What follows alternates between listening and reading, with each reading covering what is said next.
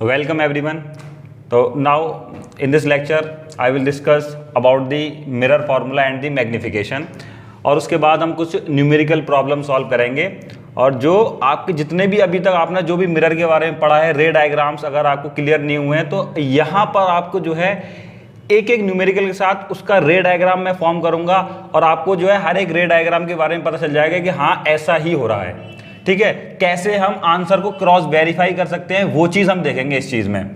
ठीक, तो अब बात करते हैं मिरर फॉर्मूले की। मिरर फॉर्मूला हमारा क्या है कि जो object distance, image distance and focal length में रिलेशन बताता है हमारा मिरर फॉर्मूला। जैसे आप सबने पढ़ा था कॉनकेव और कॉन्वेक्स मिरर के बारे में पढ़ा था, वहां सबने देखा कि व्हाट इज फोकल लेंथ, एक फोकस होता है और उसके बीच में जो डिस्टेंस होती है, पोल और फोकस के बीच में जो डिस्टेंस होती है उसको हम कहते हैं focal length. And centre of curvature, और यहां से यहां तक की जो डिस्टेंस थी वो रेडियस ऑफ कर्वेचर थी आपकी। This is radius of curvature. तो जो फोकल लेंथ, इमेज डिस्टेंस और ऑब्जेक्ट डिस्टेंस में रिलेशन बताता है उसे हम कहते हैं मिरर फॉर्मूला। तो ऑब्जेक्ट डिस्टेंस को हम डिनोट करते हैं u से। u is equal to object distance and our image distance is denoted by v, which is v is image distance and f is the focal length। ये सब आपने पढ़ा था, ये हमने बताया था जब हमने बात की थी रे डायग्राम्स की। तो इनका जो रिलेशन है वो रिलेशन हमारा जो निकल के आता है 1/f is equals to 1/v plus 1/u। that relation is called your mirror formula. This is called mirror formula.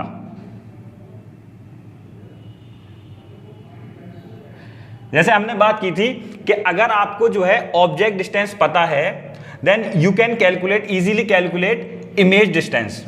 ठीक है, if you know the focal length and object distance you can calculate the image distance. तो आप ये भी बताया था कि हमारे पास दो तरीके हैं। एक तरीका है कि हम रे डायग्राम से निकाल लें, उसे रेस को जो है ड्रॉ करें और उससे हम इमेज डिस्टेंस निकाल सकते हैं। दूसरा हमारे पास तरीका है कि हम निकाल सकते हैं मिरर फॉर्मूले से। अगर हमारे पास u की वैल्यू हमें पता हो और f की वैल्यू पता हो तो हम इजीली v को कैलकुलेट कर सकते हैं।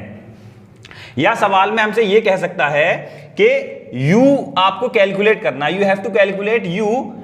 अगर f और v गिवन है तो सीधी सी बात है कि दो क्वांटिटीज गिवन होंगी आपको, कैसे भी करके दो क्वांटिटीज गिवन होंगी आपको और उससे आपको तीसरी क्वांटिटी को निकालना पड़ेगा। तो ये आपका हो गया मिरर फॉर्मूला। न्यूमेरिकल सॉल्व करने से पहले, मिरर फॉर्मूले के न्यूमेरिकल सॉल्व करने से पहले हम जो है एक और टर्म है हमारे पास जिसको हमें सीखना है, वो है मैग्निफिकेशन। मैग्निफिकेशन हमें ये बताता है कि आपके ऑब्जेक्ट के कंपैरिजन में जो इमेज है उसका जो साइज है आइदर डिक्रीज हो गया होगा या इंक्रीज हो गया होगा या फिर सेम रहेगा। यानी कि अगर इमेज छोटी बनी है, बड़ी बनी है या फिर सेम रही है, तो ये चीज हम मैग्निफिकेशन के थ्रू कैलकुलेट करते हैं। मैग्निफिकेशन के थ्रू हम कैलकुलेट करते हैं कि आपकी जो इमेज है उसके साइज पे क्या डिफरेंस आया, उसके साइज कितना चेंज हुआ, या बड़ा हुआ, छोटा हुआ या सेम रहा। तो मैग्निफिकेशन को हम लिखते हैं कि magnification is the ratio of height of the image, जिसको मैं डिनोट करूंगा h डैश से, upon height of the object, जिसको हम डिनोट करेंगे h से। तो जो रेशियो है, यानी कि मैग्निफिकेशन क्या है कि ratio of the image height to the object height. Image की हाइट पता करनी है आपको तो आप उसकी ऑब्जेक्ट हाइट से कंपेयर कर रहे हैं, तो रेशियो है इमेज हाइट का ऑब्जेक्ट हाइट के साथ, तो ये चीज होती है आपकी मैग्निफिकेशन। मैग्निफिकेशन का हमारे पास रिलेशन ऑब्जेक्ट डिस्टेंस और इमेज डिस्टेंस के टर्म में होता है। तो जो रिलेशन है वो है m is equal to minus v/u। तो यहां हम लिख सकते हैं कि m is equal to h dash upon h is equal to minus v/u। अगर सवाल में आपको v, u and h given है तो you can easily calculate h dash, यानी कि इमेज हाइट को आप आसानी से कैलकुलेट कर सकते हैं।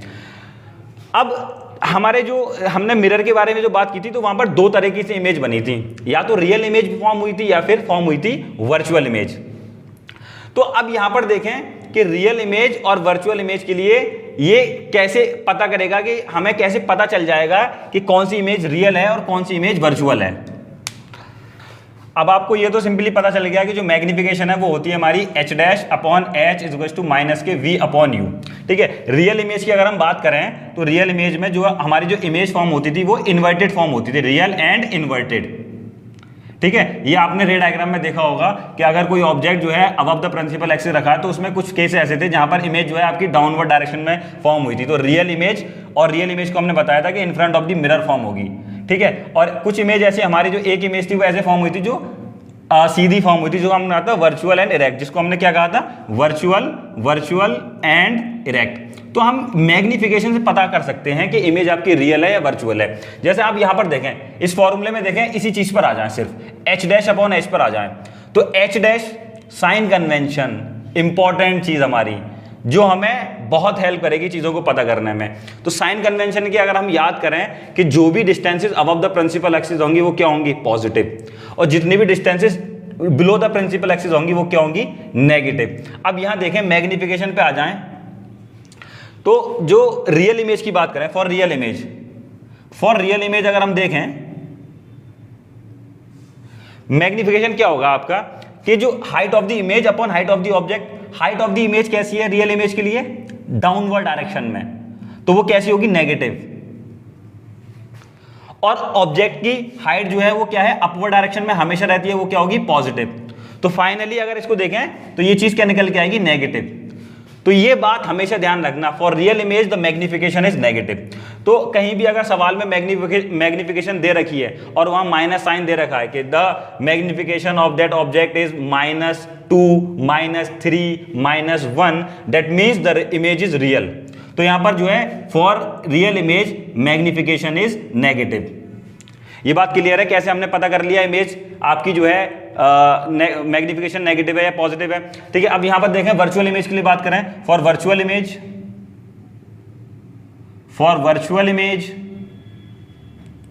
तो सिंपल सी बात है, मैग्निफिकेशन क्या है तुम्हारा, H dash upon H. Virtual image के लिए इमेज इरेक्ट बनती है, इरेक्ट का मतलब ऊपर की साइड में बनी, ऊपर का साइड का मतलब क्या हुआ, वो ऊपर पॉजिटिव। साइन कन्वेंशन में आपने पढ़ लिया ये कि जितनी भी distances above the principal axis होंगी वो क्या होंगी, पॉजिटिव। और ये जो ऑब्जेक्ट हाइट है वो भी तुम्हारा ऊपर रहता है, तो ये भी क्या होगा, पॉजिटिव। तो फाइनली हमने देखा पॉजिटिव अपॉन पॉजिटिव, यानी कि एक चीज क्या आ गई तुम्हारी, ये टर्म जो निकल के आएगा वो पॉजिटिव निकल के आएगा। तो for virtual image the magnification is always positive. तो ये बात दोनों चीजें ध्यान रखनी है आपको कि इमेज जो है रियल इमेज के लिए मैग्निफिकेशन क्या होगा, वर्चुअल इमेज के लिए मैग्निफिकेशन क्या होगा। ये चीज मैं भी न्यूमेरिकल प्रॉब्लम सॉल्व करने वाला हूं, मैं 5 प्रॉब्लम सॉल्व करूंगा जो आपको सारा जितना भी मिरर का जितना भी कंसेप्ट है वो सब क्लियर हो जाएगा। रे डायग्राम्स, इवन की रे डायग्राम्स आप पता कर पाएंगे कि रे डायग्राम्स कैसे हम जो है आइडेंटिफाई कर लें मिरर फॉर्मूले के बेस पे। तो पहला सवाल देखते हैं हम यहां पर। पहला सवाल आपका कह रहा है the radius of curvature of a concave mirror is 40 centimetre, then find its focal length. तो ये सिंपल हमने रिलेशन पहले भी बता दिया आपको कि आपको फोकल लेंथ क्या दे रखी है, आपको रेडियस ऑफ कर्वेचर दे रखी है, r दे रखा है आपको, that is equal to 40 centimetre. Now you have to calculate the focal length. तो फोकल लेंथ और रेडियस ऑफ कर्वेचर में क्या रिलेशन है आपका, ठीक है। यहां पर एक बार हम देख लेते हैं, कॉनकेव मिरर के केस में देख लें कि ये आपका फोकस होता है, ये सेंटर ऑफ कर्वेचर है, ये डिस्टेंस r होती है, ये होती है f। भाई अब बताओ रेडियस ऑफ कर्वेचर और फोकल लेंथ में कितना क्या रिलेशन है कि जो रेडियस ऑफ कर्वेचर है वो 2 गुनी है फोकल लेंथ से। ये दोनों इक्वल डिस्टेंस पर होते हैं पोल से, जैसे पोल से फोकल लेंथ जितना डिस्टेंस पर है ऐसी ये मिडिल पॉइंट होता है आपका फोकस। तो अब आप देखें कि r is equal to 2f, r is equal to 2f। तो यहां से आप इजीली फोकल लेंथ कैलकुलेट कर सकते हैं, r/2 which is equal to 40 upon 2 is equal to 20 centimetre. अब बात करते हैं कॉनकेव मिरर है, तो कॉनकेव मिरर के लिए जो रेडियस ऑफ कर्वेचर होगी वो क्या होगी, नेगेटिव होगी ना। इधर जो फोकल लेंथ की बात करेंगे वो क्या होगी, नेगेटिव होगी आपकी। क्यों, क्योंकि ये लेफ्ट साइड में है। हमने बताया था साइन कन्वेंशन में पोल से जितनी भी डिस्टेंसेस लेफ्ट साइड में होंगी वो सब की सब ली जाएंगी नेगेटिव। तो ये आपका क्या हो गया, फोकल लेंथ आपकी आएगी negative, f is equal to -20 centimetre. ये बात क्लियर है, ठीक है। अब हम बात करते हैं दूसरे न्यूमेरिकल प्रॉब्लम की, जो कि ये तो बिल्कुल बेसिक था कि अब एक रिलेशन हमें बताना था r और f में क्या रिलेशन होता है, जो हमने आपको रिवाइज करा दिया। अब सवाल जो है अगला वो क्या कह रहा है कि एक ऑब्जेक्ट है जिसकी जो हाइट है वो 10 सेंटीमीटर है। ऑब्जेक्ट की हाइट 10 सेंटीमीटर है और जो रखा हुआ है 20 सेंटीमीटर पर, यानी कि पोल से 20 सेंटीमीटर दूर रखा है, आपके मिरर से 20 सेंटीमीटर दूर रखा हुआ है। कौन सा मिरर है? कॉनकेव मिरर है। ठीक है, ये सारी बातें इंपॉर्टेंट है इसमें, कौन सा मिरर ले रहे हैं, क्या ले रहे हैं आप। कॉनकेव मिरर है, ऑब्जेक्ट डिस्टेंस यानी कि आपको u गिवन हो गया ये, ठीक है, और ये कैंडल की हाइट दे रखी है आपको, वो कितनी है 10 सेंटीमीटर। ये मतलब क्या हो गया, ये हाइट हो गई, ऑब्जेक्ट हाइट हो गई, h हो गई, जो हमने बताया था कि h हम जो है ऑब्जेक्ट हाइट लेते हैं, h डैश इमेज हाइट लेते हैं। तो नाउ, और उसकी जो फोकल लेंथ है वो कितनी दे रखी है 15 सेंटीमीटर, दैट इज f। तो इस सवाल में आपको f गिवन है, u गिवन है एंड h गिवन है। निकालना क्या है, पोजीशन यानी कि इमेज डिस्टेंस कितनी है, उसका नेचर क्या है, इज इट वर्चुअल और रियल, और उसकी हाइट कितनी है इमेज की। ये सारी चीजें आपको इस सवाल में कैलकुलेट करनी है। तो चलिए देखते हैं। तो क्या गिवन था आपको, u आपका दे रखा था आपको 20 सेंटीमीटर, f दे रखा था आपको 15 centimetre and h is given which is equal to 10 centimetre. अब बात करेंगे यहाँ साइन कौन किसको पॉजिटिव लेंगे किसको नेगेटिव लेंगे। तो पहली बात है, ये कौन सा मिरर था आपका, कॉनकेव मिरर। कौन सा मिरर था, कॉनकेव, ठीक है। कॉनकेव मिरर, ऑब्जेक्ट डिस्टेंस हमेशा लेफ्ट साइड में होता है, ऑब्जेक्ट हमेशा लेफ्ट साइड में रखा होता है, इसलिए डेट इज माइनस के साइन आएगा, क्योंकि जितनी भी डिस्टेंसेज मिरर से पोल से लेफ्ट साइड में ली जाएंगी वो सबकी सब नेगेटिव होती हैं। बात करते हैं फोकल लेंथ की। तो कॉनकेव मिरर का केस है, कॉनकेव मिरर में फोकस जो है वो लेफ्ट साइड में होता है, फोकल लेंथ नेगेटिव, और h जो है वो आपका आएगा पॉजिटिव, क्योंकि ऑब्जेक्ट प्रिंसिपल एक्सिस के ऊपर रखा होता है। तो इसी वजह से जो हाइट है वो आपकी पॉजिटिव ली जाएगी। अब इसमें u और f गिवन है आपको, आप सिंपल निकाल सकते हैं 1/f, आपको फॉर्मूला पता है। निकालना क्या है, v। तो जब v को निकालना है तो इस टर्म को एक तरफ ले जाओ, बाकी टर्म को दूसरी तरफ ले आओ, ठीक है। तो 1/v is equals to 1/f minus 1/u। भाई इसको मैं इधर ले गया तो ये यहाँ प्लस था, तो इधर जाके क्या हो गया, माइनस का हो गया। तो 1/v is equals to 1/f minus के 1/u। अब यहाँ पर वैल्यूज पुट कर दीजिए आप। 1/v is equals to 1/f कितना है आपका, -15, माइनस 1/u कितना है आपका, u कितना -20, 1/-20। इसको आगे सॉल्व करेंगे, फर्दर सॉल्व, इसको एक स्टेप और बढ़ा लें 1/+20, क्योंकि ये माइनस और ये माइनस मिलके क्या हो जाएगा, प्लस। अब इसका हम एलसीएम लें तो एलसीएम कितना निकल के आएगा इसका, 60।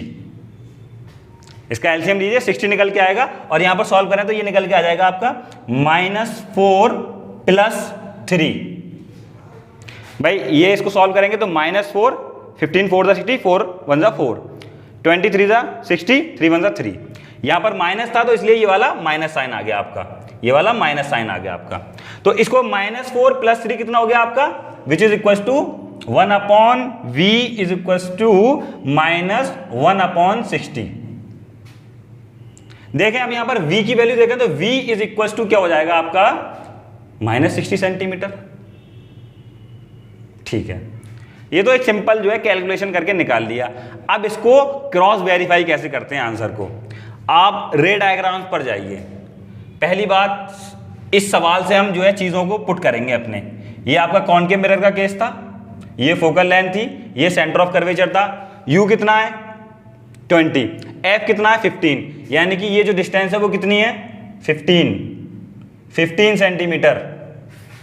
ओके, u कितना है आपका 20 सेंटीमीटर।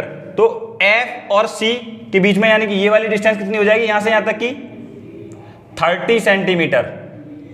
ये मिडिल पॉइंट होता है पोल और सेंटर ऑफ कर्वेचर के बीच का। तो ये कितने हुई 30 सेंटीमीटर। u रखा है 20 सेंटीमीटर पे, तो 15 और 30 के बीच में कहीं रखा होगा। तो सपोज दैट यहां u कहीं रखा हुआ है ना, यहां कहीं u रखा हुआ है हमारा, इसके बीच में लाई करेगा। अब याद करिए रे डायग्राम्स को, जब आपका ऑब्जेक्ट सेंटर ऑफ कर्वेचर और फोकल लेंथ के बीच में रखा होता है तो इमेज आपकी कहां फॉर्म होती है, बियॉन्ड सी। कहां फॉर्म होती है, देखिए रे डायग्राम्स वाली वीडियोस को आप देखिएगा तो आपको पता चलेगा कि जो इमेज है वो फॉर्म होगी बियॉन्ड सी। तो बियॉन्ड सी का मतलब हुआ कि ये 30 से कहीं पीछे जाएगी, यही तो मतलब हो गया कि यहां तक तो 30 है, तो इसका मतलब ये 30 से कहीं पीछे जाएगी। तो v तुम्हारा कितना निकल के आ रहा है 60, यानी कि ये यहीं कहीं पीछे लाई करेगी। तो बियॉन्ड सी, ये वाली बात क्लियर हो गई कि ये चीज हमारी यहां तक सही है। v कितना निकल के आ रहा है, माइनस का निकल के आ रहा है। u माइनस है, लेफ्ट साइड में है, v माइनस है क्योंकि इमेज लेफ्ट साइड में बन रही है। ये चीज हो गई, यहां पर क्रॉस वेरीफाई हो गया आपका आंसर कि ये हमारा आंसर जो निकल के आया वो सही है। अब बात करते हैं इसकी हाइट की बात करते हैं। तो यहां से नेचर पता चल गया आपको, माइनस है, रियल इमेज माइनस है, इसका मतलब रियल इमेज फॉर्म हुई है आपकी। तो अब हम बात करते हैं इसकी हाइट कितनी होगी। तो हाइट की अगर हम बात करें इसकी, तो हाइट का हमें फॉर्मूला पता है which is equal to h dash upon h। Magnification का हमें फॉर्मूला पता है m is equal to h dash upon h, और v और u के साथ रिलेशन पता है उसका, वो है minus v upon u। h dash तुम्हें निकालना है, h v u सब पता चल गया तुम्हें, तो यहां से निकल के आएगा h dash is equal to minus h into v upon u. ये चीज लिख सकते हो तुम, ठीक है। अब यहां वैल्यूज पुट कर दें इसकी, तो वो क्या निकल के आएगी हमारे, h dash is equal to minus h की वैल्यू है 10, माइनस v की वैल्यू कितनी है माइनस 60, अपॉन u की वैल्यू कितनी है हमारी, u की वैल्यू हमारी माइनस 20। तो ये माइनस से ये माइनस गया, h dash is equal to, यहां से आप देख लें, माइनस 3 सेंटीमीटर। अब आप देखिए h डैश माइनस का आ रहा है, यानी कि डाउनवर्ड साइड में बन रही होगी इमेज, इन्वर्टेड इमेज है, तो यही तो हमारा आंसर होना चाहिए था, है ना। उसके बाद जो है 3 सेंटीमीटर की बनी है,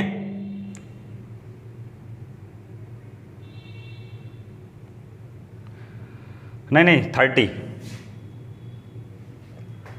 देखिए यहां पर जो है ये पता चल गया कि ये गड़बड़ था, क्योंकि जो इमेज है, इमेज जो है वो कैसी बनती है हमारी, एनलार्ज इमेज फॉर्म होती है। तो जब ऑब्जेक्ट 10 सेंटीमीटर का, तो इमेज कैसे 3 सेंटीमीटर की हो सकती थी, ठीक है, तो उससे बड़ी ही बनेगी इमेज।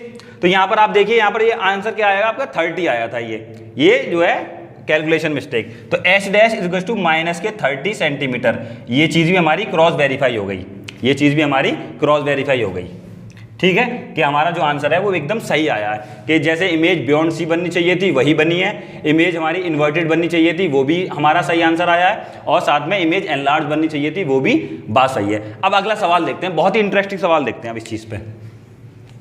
तो ये आपका अगला सवाल है और बहुत ही इंटरेस्टिंग सवाल है, इससे बहुत सारी चीज़ें क्लियर हो जाएंगी आपकी, अगर जो भी कन्फ्यूजन होगा वो भी क्लियर हो जाएगा आपका। देखिए सवाल कह रहा है कि एक ऑब्जेक्ट है जिसकी, एक मिरर है जिसकी आपको जो है फोकल लेंथ निकालनी है, you have to calculate the focal length. तो मिरर कौन सा है, कॉनकेव मिरर दे रखा है, क्लियर कर दिया कि कॉनकेव मिरर है, ठीक है, यानी कि फोकल लेंथ उसकी नेगेटिव आएगी। ये वाली बात जहन में पहले ही आ जानी चाहिए, क्योंकि कॉनकेव मिरर के केस में फोकल लेंथ लेफ्ट साइड में बनती है, लेफ्ट साइड में होती है।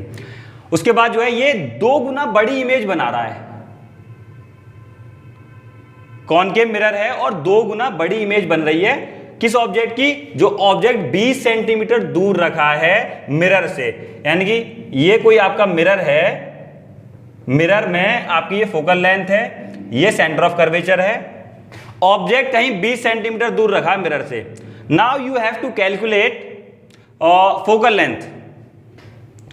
देखिए यहां पर ये स्पेसिफाई नहीं कर रखा इमेज रियल है या वर्चुअल है, 2 टाइम्स एनलार्ज इमेज बन रही है, तो इमेज जो है आपकी वर्चुअल भी हो सकती है और रियल भी हो सकती है। जब आप रे डायग्राम्स देखेंगे तो आपको यह पता चलेगा कि आपका object between C and F होता है, तो आपका जो इमेज है वो बियॉन्ड C बनती है और एनलार्ज बनती है। एक तो ये केस हो गया। दूसरा केस है कि अगर आपका ऑब्जेक्ट पोल और फोकस के बीच में रखा है, तो उस कंडीशन में इमेज वर्चुअल बनती है और एनलार्ज बनती है। तो यहां पर 2 टाइम्स दे रखा है, तो यानी कि इमेज एनलार्ज बन रही है। तो इन दोनों में से कोई सा भी केस हो सकता है, लेकिन यह स्पेसिफाई नहीं कर रखा सवाल में कि ये रियल इमेज है या वर्चुअल इमेज है। तो अगर ऐसा क्वेश्चन आता है सवाल में, तो आप एक तरीके से कर सकते हैं। अगर क्लियर नहीं दे रखा तो सिर्फ एक तरीका फॉलो कर सकते हैं, या तो आप उसे रियल इमेज मान लें या वर्चुअल इमेज मान लें, इन दोनों में से कोई एक मानना पड़ेगा आपको, ठीक है। तो दोनों तरीके से, यहां पर मैं दोनों तरीके से सॉल्व करता हूं। पहले बात करते हैं कि अगर आपकी इमेज जो है वो रियल फॉर्म हो रही है, सपोज दैट ये इमेज रियल फॉर्म हुई है। बहुत ही मजेदार सवाल है ये। तो जब रियल इमेज फॉर्म हुई है, इसका मतलब है मैग्निफिकेशन के बारे में हम सोचेंगे। मैग्निफिकेशन क्या होगा उसका, नेगेटिव। तो मैग्निफिकेशन का फॉर्मूला है h डैश अपॉन h, और मैग्निफिकेशन कितना दे रखा है, 2 टाइम्स दे रखा है, यानी कि -2। अगर ये वाली बात समझ में नहीं आ रही है तो ऐसे देख लें कि इमेज जो है वो 2 गुना बड़ी बन रही है ऑब्जेक्ट के कंपैरिजन में। Object height h, image height h dash, object के कंपैरिजन में इमेज जो है वो 2 गुना बड़ी बन रही है। अगर रियल इमेज मान रहे हैं तो वो इन्वर्टेड भी होगी, तो यानी कि वो नीचे की तरफ बनेगी, इसलिए माइनस साइन आएगा। साइन कन्वेंशन बहुत जरूरी चीज है। अब देखिए h डैश इक्वल टू हो गया माइनस के 2h, तो यहां से हम h डैश अपॉन h निकालेंगे तो फाइनली मैग्निफिकेशन हमारा -2 ही आएगा। तो h dash upon h is equal to -2 which is equal to -v upon u। ये रिलेशन आपको पता है, u और v के साथ रिलेशन पता है। तो यहां से अगर देखें तो हमारा v जो आ जाएगा वो आ जाएगा 2u, v is equal to 2u। अब इस चीज को आप मिरर फॉर्मूले में रख सकते हैं, f निकालना है आपको, तो आप मिरर फॉर्मूले जाए 1 upon f is equal to 1 upon v plus 1 upon u। v की जो वैल्यू है वो आपको पता है, इन टर्म ऑफ u पता है आपको, तो 1 upon 2u plus 1 upon u, क्योंकि आपको सवाल में u की वैल्यू गिवन है इसीलिए आप u के टर्म में आपने v को निकाल लिया 1 अपॉन f। जब आप इसे कैलकुलेट करेंगे तो यहां पर क्या आएगा 1 upon f is equal to 2u 1 plus 2, तो 1 upon f is equal to 3 upon 2u और f is equal to 2u upon 3। f is equal to 2 multiply by -20 upon 3। जब आप इसे कैलकुलेट करेंगे तो it comes out to be -13.33 centimetre, यानी कि जो फोकल लेंथ जब कैलकुलेट करेंगे तो ये निकल के आ जाएगा आपका। अब आप इसे देखें, फोकल लेंथ आपने कैलकुलेट कर ली, अब आप इसे देखें कि ये सही है या गलत है। तो इसमें हमने रियल इमेज माना है, फोकल लेंथ आपकी 13 पॉइंट समथिंग आई है, तो यानी कि सेंटर ऑफ कर्वेचर कितने दूर होगा 26।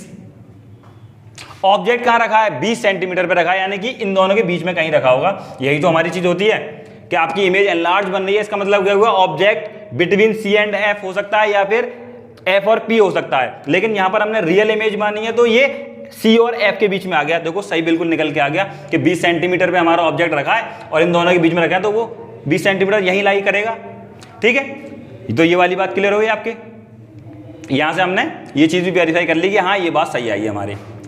अब यही हम इसको वर्चुअल इमेज मान के करें तो उस कंडीशन में क्या होगा, अगर हमारी जो इमेज है अगर वो वर्चुअल फॉर्म होती तो उस कंडीशन में मैग्निफिकेशन की बात करते वो h dash upon h is equal to 2 निकल के आता -2 की जगह।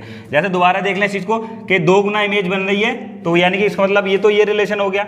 वर्चुअल इमेज जब फॉर्म होती है तो कैसी इमेज फॉर्म होती है इरेक्ट, तो जब इरेक्ट फॉर्म होती है यानी कि ये पॉजिटिव अपसाइड, और अपसाइड जितनी भी डिस्टेंसेज ली जाती हैं वो पॉजिटिव। तो यहां पर जो है ये चीज हमारा रिलेशन निकल आया। तो m इज इक्वल टू क्या हो गया हमारा 2 is equal to v upon u, minus के v अपॉन u, ये हमें रिलेशन पता है। यानी कि अगर हम यहाँ पर h डैश अपॉन h लिख दें तो वो हमें पता चल गया, तो v और u में रिलेशन निकालना है। अगर इस तरीके से सवाल आते हैं तो मिरर फॉर्मूले के में जो तुम्हारा u और v का टर्म है उनमें रिलेशन निकालना होगा तुम्हें। तो यहाँ पर देखें तो यहाँ पर v इज इक्वल टू क्या आ जाएगा -2u,